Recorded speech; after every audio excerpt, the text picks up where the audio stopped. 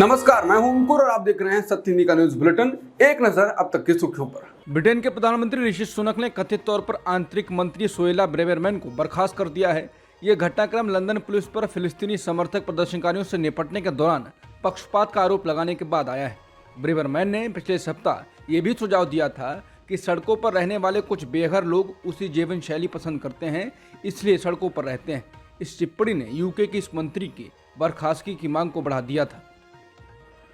Britain के पूर्व प्रधानमंत्री और कंजर्वेटिव पार्टी के नेता डेविड कैमरन की फिर से सरकार में वापसी हो गई है। डेविड कैमरन को ब्रिटेन का विदेश मंत्री बनाया गया है।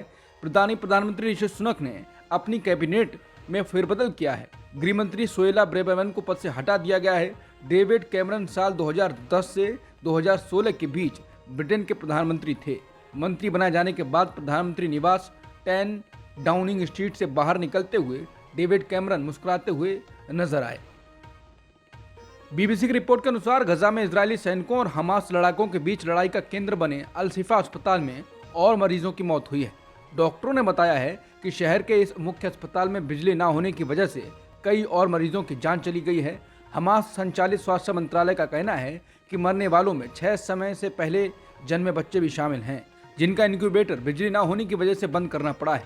अस्पताल के एक डॉक्टर ने अंतर्राष्ट्रीय समुदाय से अपील करते हुए कहा है कि 30 से अधिक बच्चों की जान बचाने के लिए उन्हें मिस्र के अस्पताल में भेजा जाए। इस अस्पताल में इस समय 2000 से अधिक लोग फंसे हुए हैं। इजरायल का दावा है कि यह अस्पताल के नीचे सुरंगों में ही हमास का मुख्य कमांडर सेंटर है। हालांकि अस्पताल के डॉक्टरों और हमास ने इन दावों को खारिज किया है। फिलिस्तीनी स्वास्थ्य मंत्रालय के प्रवक्ता अशरफ अल किद्रा ने कहा है कि पिछले 3 दिनों में अल शिफा अस्पताल के कम से कम 32 मरीजों की मौत हो गई है। उन्होंने बताया कि मृतकों में बच्चे भी शामिल हैं। गजा पट्टी के सबसे बड़े अल शिफा अस्पताल में ईंधन खत्म होने के बाद शनिवार को ऑपरेशंस को निलंबित कर दिया गया था। रिपोर्ट के मुताबिक अस्पताल के खुले हुए हिस्से में करीब 100 शव सड़ रहे हैं। कांग्रेस महासचिव प्रियंका गांधी ने गजा के हालात पर टिप्पणी करते हुए भारत सरकार पर निशाना साधा है। उन्होंने ट्वीट कर कहा कि यह कितनी निंदनीय और शर्मनाक उपलब्धि है। गजा में 10,000 से अधिक लोग मार दिए गए हैं, इनमें से लगभग आधे बच्चे हैं। विश्व स्वास्थ्य संगठन के मुताबिक हर 10 मिनट में एक बच्चे की मौत हो रही है और अब ऑक्सीजन की कमी से छोटे छोटे बच्चों को इंक्यूबेटर से हटाना पड़ रहा है और मरने वालों को छोड़ दिया गया है, प्रियंका गांधी ने लिखा। और फिर भी इस नरसंहार का समर्थन कर रहे लोगों की आत्मा को कोई झटका नहीं लगा है, कोई संघर्ष विराम नहीं हुआ है और अधिक बम गिर रहे हैं और अधिक हिंसा हो रही है और अधिक लोग मारे जा रहे हैं और पीड़ा बढ़ रही है। प्रियंका गांधी ने लिखा, इस विनाश का समर्थन करने वाली सरकार को शर्म आनी चाहिए। आखिर ये सब कब रुकेगा? बता दें, भारत सरकार ने 7 अक्टूबर को इजरायल पर हमास के हमले के बाद इजरायल का समर्थन किया था। भारत संयुक्त राष्ट्र में इजरायल के खिलाफ लाए गए प्रस्ताव पर मतदान से भी दूर रहा था।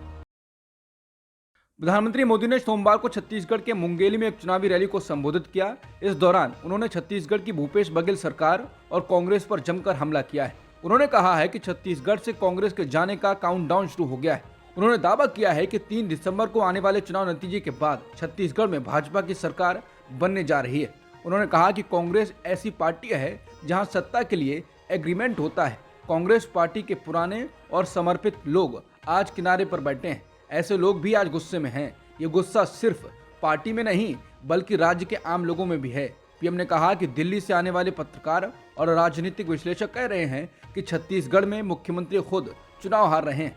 जब छत्तीसगढ़ में कांग्रेस की सरकार बनी थी तब मुख्यमंत्री के पद के लिए 2.5 साल का एग्रीमेंट हुआ था, लेकिन पहले 2.5 साल में ही मुख्यमंत्री जी ने इतना लूटा, इतना भ्रष्टाचार किया कि लूट के पैसों का अंबार जमा कर लिया। टीएमसी सांसद महुआ मोइत्रा को टीएमसी ने कृष्णानगर का जिला प्रमुख नियुक्त कर दिया है।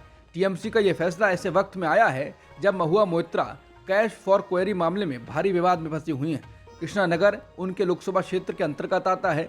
महुआ मोइत्रा ने एक्स पर एक पोस्ट में ममता बनर्जी को धन्यवाद दिया है। बता दें, टीएमसी ने कैश फॉर क्वेरी मामले में सार्वजनिक तौर पर महुआ मोइत्रा को समर्थन देने से परहेज किया है। हालांकि टीएमसी और ममता बनर्जी के भतीजे अभिषेक बनर्जी ने उन्हें संसद से निलंबित करने की सिफारिश करने के लोकसभा आचार समिति के फैसले पर उनका समर्थन किया है। ममता बनर्जी के पश्चिम बंगाल में टीएमसी के ही एक नेता की हत्या हो गई है। इसके बाद वहां पर हिंसा हो गई है। हत्या के संदेह में एक शख्स की लिंचिंग यानी पीट कर हत्या कर दी गई। बाद में कई घरों में आगजनी और तोड़फोड़ की खबरें हैं। ये घटना पश्चिम बंगाल के दक्षिण 24 परगना जिले में हुई है। टीएमसी नेता सैफुद्दीन लश्कर की सोमवार सुबह जॉयनगर में उनके घर के बाहर गोली मारकर हत्या कर दी।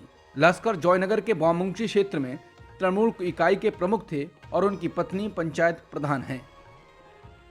मध्य प्रदेश कांग्रेस ने एक और वीडियो जारी किया है। इसको लेकर कांग्रेस ने कहा है कि बीजेपी सांसद और केंद्रीय मंत्री नरेंद्र तोमर के बेटे देवेंद्र तोमर का एक और वीडियो वायरल हुआ है। मंत्री पुत्र इस बार 500 करोड़ की डील करते हुए नजर आ रहे हैं। कांग्रेस ने कहा कि मोदी जी पूरा मध्य प्रदेश निगलना है। इसके अलावा सुप्रिया सुनीत ने लिखा है कि केंद्रीय मंत्री नरेंद्र सिंह तोमर के बेटे का एक वीडियो वायरल हुआ था जिसमें वो बिचौलियों से 100 करोड़ रुपए की लेन देन की बात कर रहे थे। आज एक और वीडियो आया है जिसमें भैया जी 500 करोड़ की डीलिंग कर रहे हैं, लेकिन पीएम मोदी की ईडी, आईटी, सीबीआई ने आंखें मूंद ली हैं। मध्य प्रदेश चुनाव में बीजेपी ने घोषणा पत्र जारी कर दिया है, लेकिन कमलनाथ ने बीजेपी पर उनकी नकल करने का आरोप लगाया है। कमलनाथ ने कहा कि बीजेपी ने कांग्रेस के घोषणा पत्र की नकल की है। कमलनाथ ने कहा उन्होंने चुनाव के आखिरी दिनों में घोषणा पत्र जारी किया और सब कुछ कॉपी कर लिया। उन्होंने कहा कि बीजेपी का घोषणा पत्र झूठ पत्र है, इनकी कोई स्वतंत्र सोच नहीं है, कोई विजन नहीं है, इसीलिए कांग्रेस की नकल की है। मध्य प्रदेश कांग्रेस अध्यक्ष कमलनाथ द्वारा बीजेपी के घोषणा पत्र को कांग्रेस के घोषणा पत्र की नकल बताने पर बीजेपी नेता कैलाश विजयवर्गीय ने हमला बोला है। उन्होंने कहा कि आपने जो भी वादे किए थे उनमें से एक भी पूरा नहीं किया, लेकिन हमने जो भी वादा किया है हम सभी पूरे करेंगे। विजयवर्गीय ने आगे कहा, आपके और हमारे घोषणा पत्र के बीच अंतर यह है कि आपका घोषणा पत्र कूड़ेदान में फेंकने योग्य है और हमारा घोषणा पत्र कंप्यूटर में डालने योग्य है, ताकि लोग देख सकें कि हम प्रत्येक वादे को कैसे पूरा करते हैं।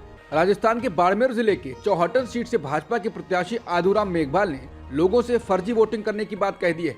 उन्होंने कहा कि अगर बूथ पर 3000 मतदाता हैं तो 3500 वोट डलवा देना, बाद में चुनाव आयोग जांच करता रहेगा, उनका काम ही जांच करना है। इसके बाद एक बार फिर ईवीएम पर सवाल उठने लगे हैं। हालांकि वीडियो वायरल होने के बाद रिटर्निंग ऑफिसर ने आदूराम को नोटिस जारी कर जवाब मांगा है। वहीं आदूराम का कहना है कि उन्होंने लोगों से भाजपा के पक्ष में वोट करने की अपील की थी। बता दें, ऐसा पहली बार नहीं हुआ जब बीजेपी के नेता ईवीएम पर सवाल खड़े करवा देते हैं। इससे पहले अलवर सांसद और अब तिजारा से बीजेपी प्रत्याशी बाबा बालकनाथ ने कहा था कि इस बार चुनाव के मतदान में गाँव में 1440 वोट हैं, लेकिन पड़ेंगे 1450। वीडियो सामने आने के बाद दूसरे दलों के कार्यकर्ताओं ने इसे बीजेपी के बूथ कैप्चरिंग का प्लान बताया।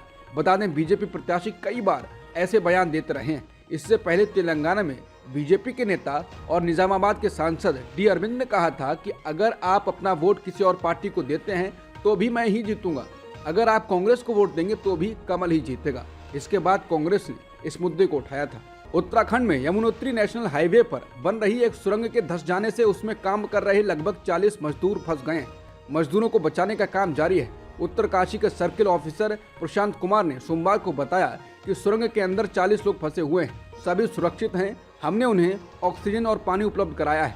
सीओ ने बताया कि वर्तमान स्थिति ये है कि कल हमने सुरंग के अंदर फंसे लोगों के साथ संचार स्थापित किया।